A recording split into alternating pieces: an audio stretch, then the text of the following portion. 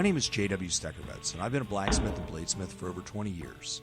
I'm currently the demonstrating blacksmith for LaForge Weapons at the Pennsylvania Renaissance Fair and the New Jersey Renaissance Fair. My work can be found at jwsblades.com, the Pittsburgh Area Renaissance Festival, and at King Richard's Fair in Carver, Massachusetts. When I'm not demonstrating or doing knife shows, I teach weekend knife making classes in my shop in Mannheim, Pennsylvania.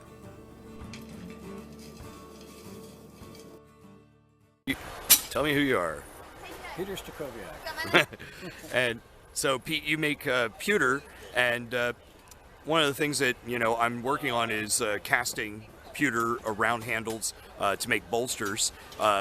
What kind of ingredients do you look for in pewter if you want it to be shock resistant, to be able to take that kind of wear? That's a tough one. I'd probably go more with heavier copper, because the copper has more strength to it than being a soft metal. It's going to bang around pretty easy. You'll get dings and dents out of it. The other thing you can do with the copper is you can actually go back and chrome plate it. Mm-hmm. And once you chrome plate it, you're going to give it even more strength. Nice. So things that you'd stay away from, like bismuth? Definitely want to stay away from bismuth, because bismuth has a lot of internal cracking. It'll even have internal cracks and stresses when it cools. Okay. It doesn't cool at quite the same speed as tin. Antimony is just something mostly to help the metals mix. So if you put a little too much antimony in, again, you're going to get cracks. A lot of modern pewters are using antimony as a replacement for lead? No, most of them, believe it or not, are using bismuth. Okay. When you hear English pewter, a lot of times you're talking about high bismuth content. One that I see on websites a lot is Britannia. That's British pewter. Okay. Yeah, that's what they're talking about. And Britannia is basically, it's usually around 94-95% tin, and then they'll throw some antimony in there. They might have some cadmium in there to help lower the temperature, and then the rest is all bismuth. So the cadmium actually helps lower the melting point. Cadmium is made to lower. You can actually, if you have a pure block of cadmium, you can melt that with a match. All right, the melting point of cadmium is like 100 degrees.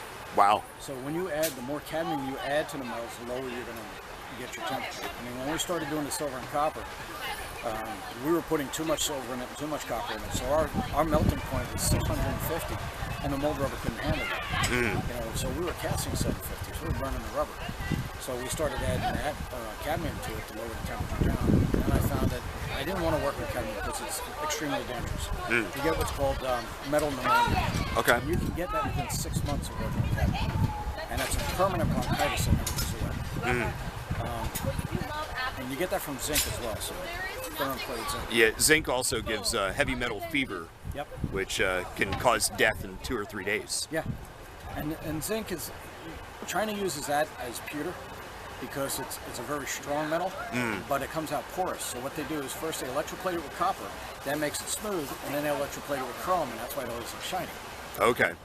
So all those little necklaces you see from China that look like really shiny pewter, they're actually zinc. Huh. Neat. Have you ever tried anything like nickel-silver alloys? We have a little bit of nickel silver mix that we use, but it's only 0.05.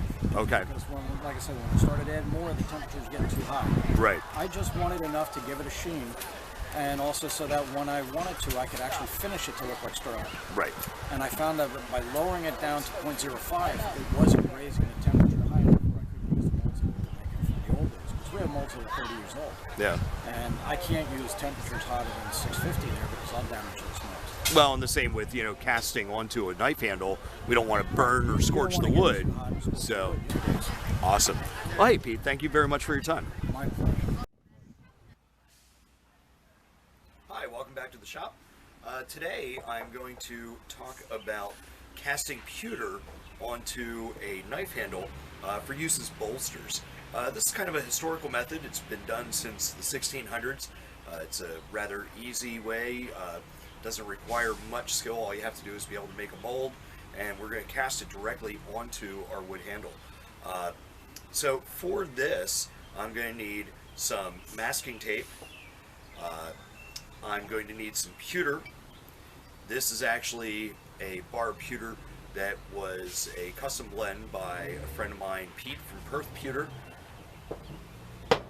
This particular mixture is about 95 to 98% tin, and the rest of the constituents are silver and copper. We're also going to need a vessel for heating our pewter and for pouring it, and of course a torch and all of our safety gear. It's important to note that we are working with molten metal, so this can be quite dangerous.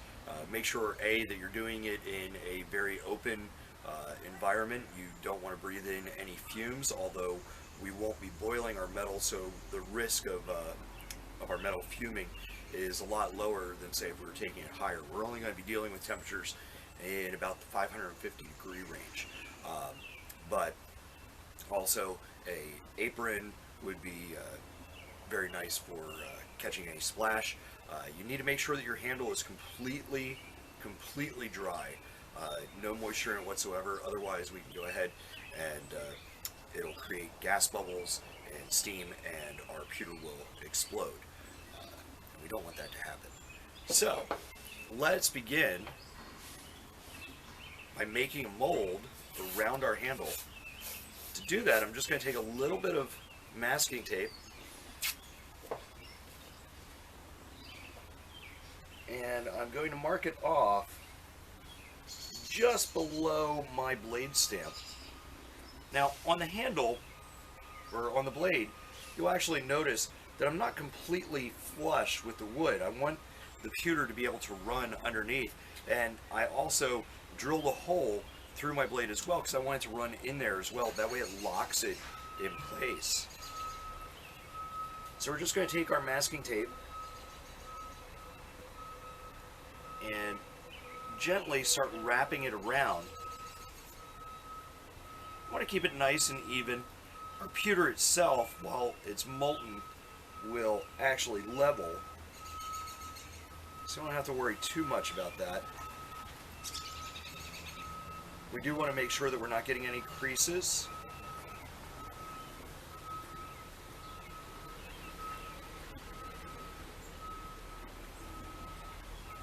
There we go, we're forming a nice tube.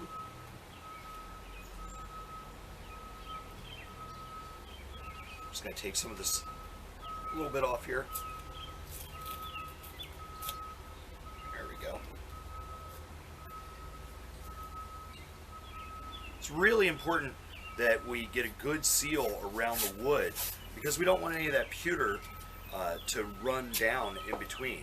The masking tape itself actually has a rather high flash point, so we don't have to worry about it catching fire at 550 degrees. Some other people use thin pieces of cardboard to make their mold, and they just go ahead and wrap that around and then lock it into place with tape as well. And one more piece around the handle, just a little lower down, just to make sure we don't get any metal flowing around our initial mold.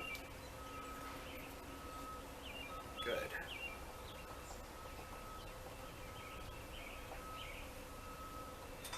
Now I'm just going to use a small punch to go ahead and make sure that all of our tape is solid. We don't have any gaps in it. I want to redo my form, kind of round it out a little bit.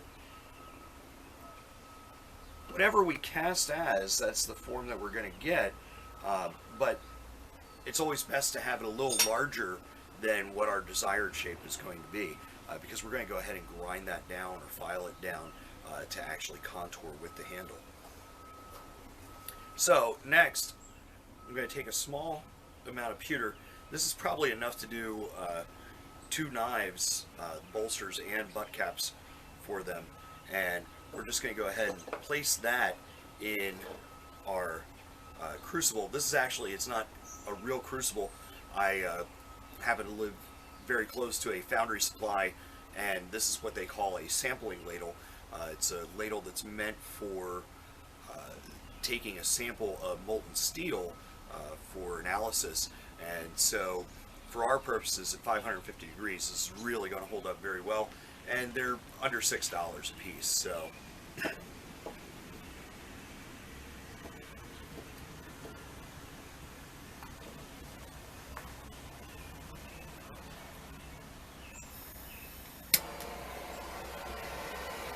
We're just going to start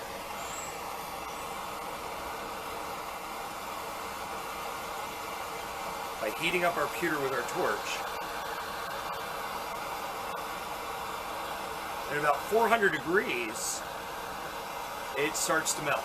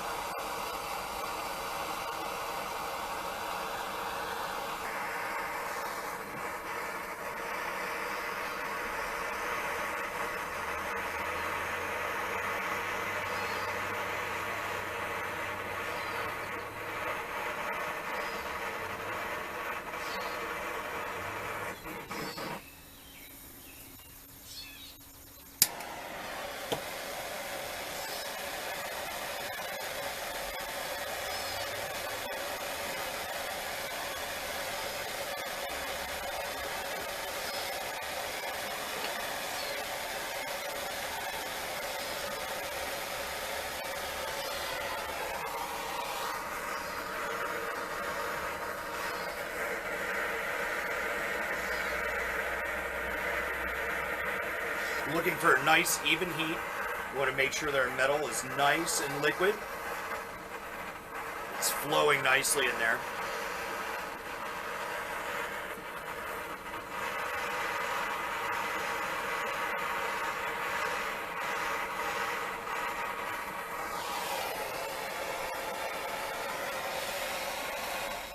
Just gotta turn my torch off. I'm going to stand up to do this just to make sure that I'm away in case there is any sort of splash. Now this knife blade's actually already been epoxied into the handle. There we go, just a nice gentle pour and we're good. There's a little bit of bubbling that's happening, just some of the gases, probably some of the epoxy burning off.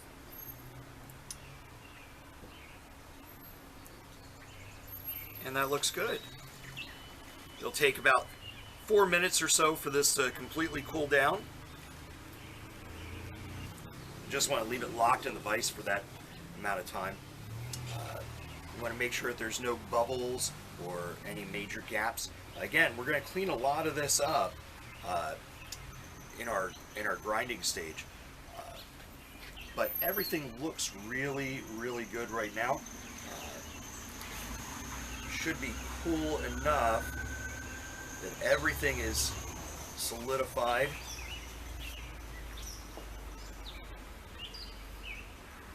Just going to take our masking tape off.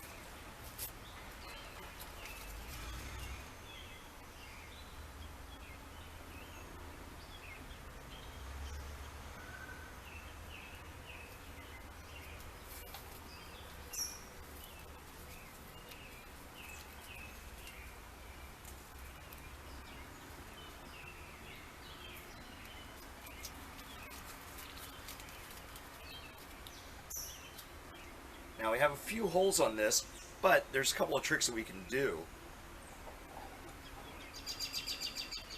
There's one large hole right here, you can see down in the side, and that's just from some of the gases boiling off. So, while I still have some liquid pewter,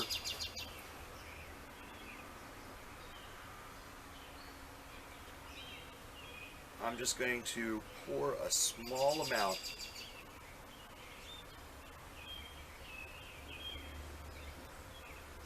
down over that hole.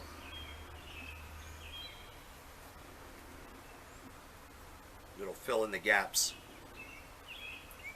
nicely. Excellent. So, I'm going to do one more knife. Don't worry about some of the slag that's floating up to the top, because as we pour, we're actually pouring from the bottom. That slag will remain in the crucible.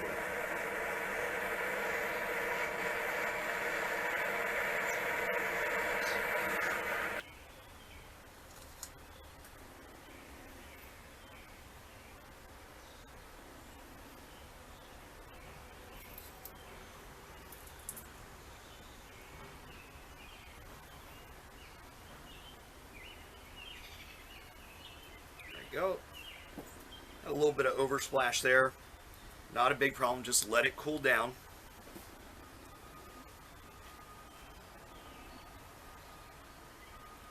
No bubbling on this one.